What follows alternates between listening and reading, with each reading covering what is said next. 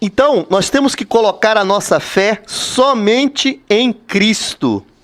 Romanos 10, versículos 9 e 10.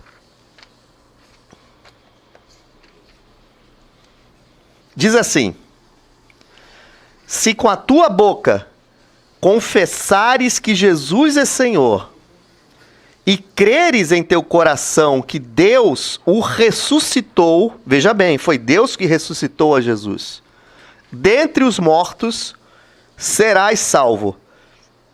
Porque com o coração se crê para a justiça e com a boca se faz confissão para a salvação. Eu quero fazer uma observação aqui, o comentário da Bíblia King James. A nossa tradução que está sendo utilizada essa noite é da Bíblia King James. Diz assim: sempre que as Escrituras se referem ao coração, não se restringem ao centro das emoções e sentimentos, mas igualmente ao centro da razão e da vontade. Paulo ainda salienta uma outra doutrina de ouro do cristianismo.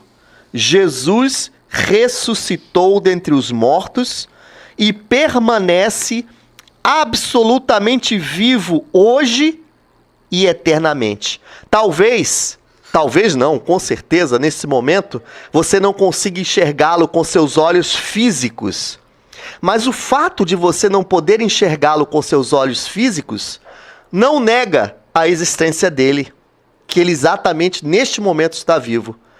Mas em relação a isso, o que nós vamos fazer em relação a este homem? Porque se nós estudarmos a história da humanidade, nós vamos ver que existiam várias pessoas célebres que através de batalhas, de lutas, venceram muitas batalhas. Alexandre o Grande, por exemplo, que quase dominou todo o seu tempo da sua época. Gengis Khan, o terrível mongol da Ásia. Todos eles morreram. Os criadores de religiões morreram. Siddhartha Gautama, o Buda, morreu. Muhammad, ou Maomé, morreu. Mas Jesus Cristo morreu e ressuscitou. Daí a grande diferença que você vê. Daí você pode comparar. Isto é religião, isto é cristianismo. Isto é rito e regra. Aqui é vida e paz com Jesus Cristo. Daí nós temos essa diferença entre religião e cristianismo. Duas coisas totalmente contrárias que Jesus lutou contra durante toda a sua vida. Durante os 3 anos de ministério que ele viveu, ele lutou de forma feroz contra os religiosos, contra o que eles falavam. Ele os amava, mas odiava o que eles ensinavam. Porque a religião é uma das maiores pragas que nós temos atualmente. Mas o cristianismo é um relacionamento direto entre você e Deus.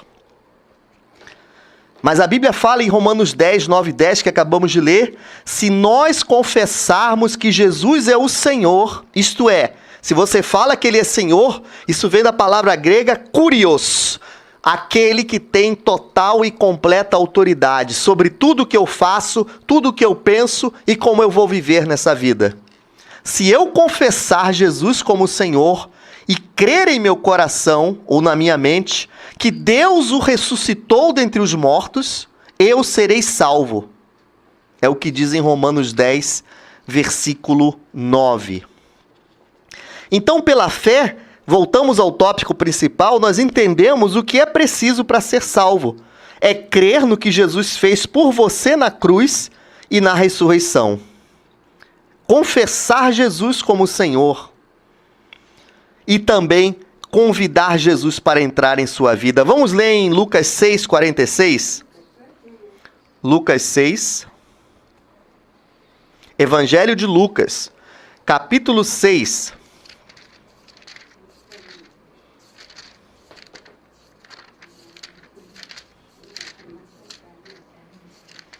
Lucas 6, 46. Lucas 6,46 diz assim, Jesus disse, por que me chamais Senhor, Senhor, e não praticais o que eu vos ensino? Ou em outra versão, por que me chamais Senhor, Senhor, e não fazeis o que vos mando? As pessoas falam muito em Jesus. Agora, chegando ao final do ano, nós temos uma festa chamada Natal. Eu não vou entrar aqui nos pormenores dessa festa. Dizem eles que essa festa fala sobre o nascimento e o aniversário de Jesus. Mas o que nós vemos de forma prática e efetiva nas ruas, nas lojas, nos locais, eu até confesso, as luzes são bonitas, as decorações são bonitas, mas elas não representam de forma alguma o nascimento de Jesus. Na verdade, o que nós temos diante de nós é uma festa em que o aniversariante é esquecido. Porque a Bíblia é muito clara. Por que vocês me chamam de Senhor e não praticam o que eu vos ensino? O maior presente que Jesus receberia no seu aniversário seria que as pessoas vivessem efetivamente para Ele. Deixassem as suas malditas religiões e começassem a segui-lo e a sua palavra. Esse seria o maior presente que Jesus receberia no seu aniversário. Porque o que nós vemos nessa festa chamada Natal é apenas troca de presentes, pessoas cumprimentando as outras, outros se tornando bonzinhos só no final do ano, durante o ano, falando mal uns dos outros, maltratando uns aos outros, e parece que nessa época todos ficam bonzinhos. Isso é falsidade. Isso não é evangelho. E pela fé nós entendemos também, vamos abrir lá em João 1. João 1, de 11 a 13. Evangelho de João, capítulo 1, de 11 a 13. Diz assim, Evangelho de João 1, de 11 a 13. Ele veio para o que era seu. Quem? Jesus. Ele, está no maiúsculo. Ele veio para o que era seu, mas os seus não o receberam. O próprio povo judeu não recebeu Jesus como Messias, como Senhor. Mas a todos quantos o receberam, deu-lhes o direito, ou deu-lhes o poder, ou deu-lhes a prerrogativa de se tornarem filhos de Deus, ou seja, aos que creem no seu nome, os quais não nasceram do sangue ou da linhagem humana, né? Nem da vontade da carne, nem da vontade do homem, mas de Deus. O texto de João, capítulo 1, versículo 12, ele é incisivo e objetivo, totalmente direto e esclarecedor.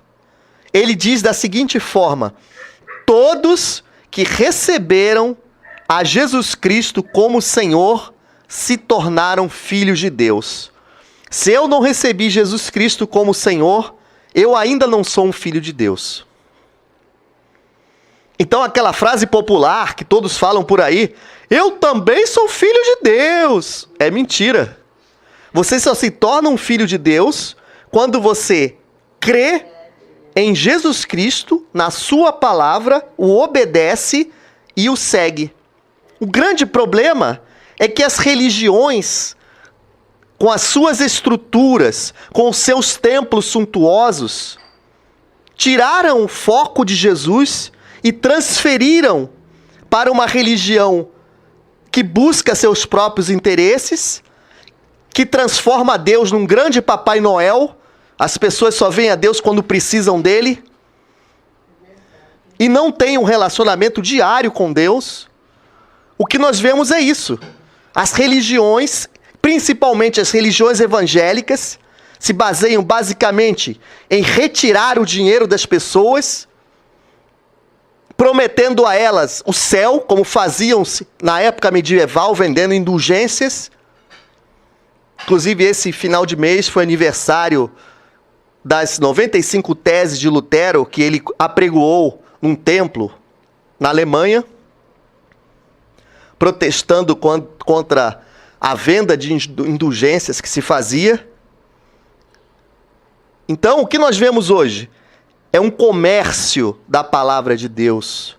Jesus falou, de graça recebestes, de graça dais. E o que nós vemos é campanhas e mais campanhas baseadas em dinheiro, querendo tirar dinheiro das pessoas.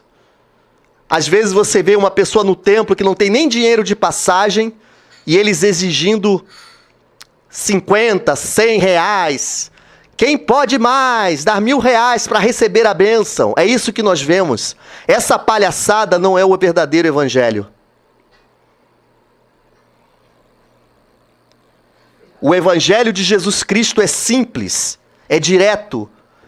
Você me ama, meu filho, diz Jesus. Então, leia a minha palavra e a obedeça. Isso é evangelho.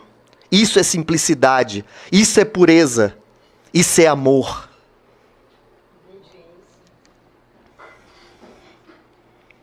Outra coisa, pela fé nós entendemos que é preciso para ser salvo é assumir Jesus Cristo diante dos homens como seu Senhor. Mateus 10, 32 e 33.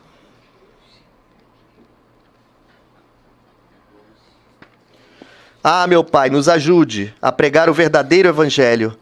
Mateus 10, 32 e 33 diz assim: assim sendo, todo aquele que me declarar diante das pessoas, também eu o declararei diante de meu Pai que está nos céus. Na outra versão fala, todo aquele que me confessar diante das pessoas, também eu o confessarei diante do meu Pai que está nos céus. Entretanto, qualquer que me negar diante das pessoas, também eu o negarei diante de meu Pai que estás nos céus. Declarar, confessar, vem do grego homologeo. Vem do grego, o texto original está no grego, que fala homologeo, que significa confessar, falar a mesma coisa.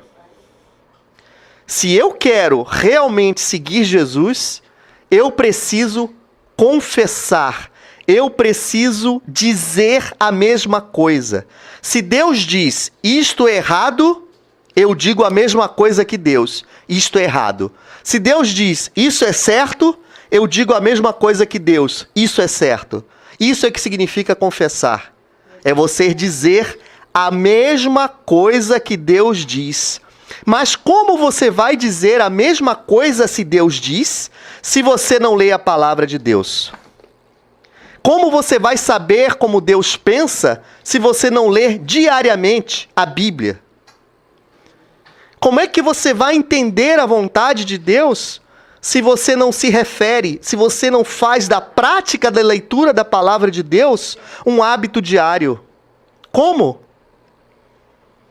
Eu preciso ler a palavra de Deus todos os dias, para que quando as tempestades da vida vierem, eu estar fortalecido em Deus.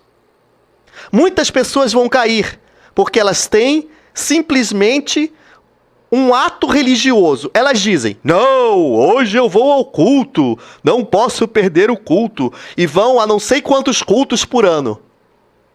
Mas não constroem em suas casas uma busca diária para ouvir a voz de Deus através da leitura da palavra e da oração.